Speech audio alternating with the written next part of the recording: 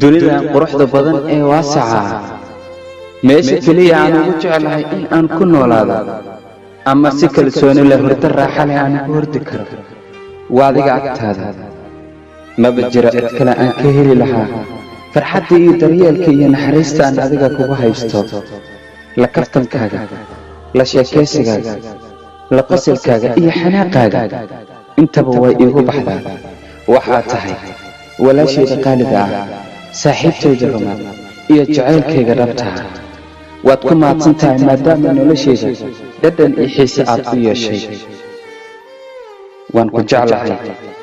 noloshaan aad u jeedad aad ayay u macaan tahay laakiin waxaa ka sii macaan qofka haysta qof uu jecel yahay adiga waxaad joogtaa dhinacayga waxaad ku dhex jirtaa wadnahayga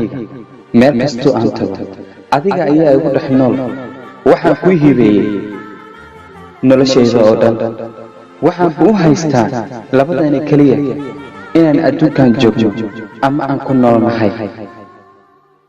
dayaxman saarin dheehoocanay dhammaystiranay midkuu yara dhow dhalal badanay midkula dhabano dhabil dumarhay dhigaagaagee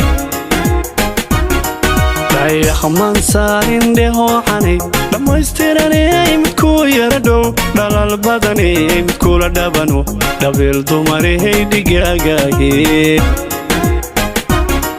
dhexda madagta indhuhu ka dhargayn ninkii mar dhibta ma dhaafi kare dhaqaaqa xubnaha marka dhidibta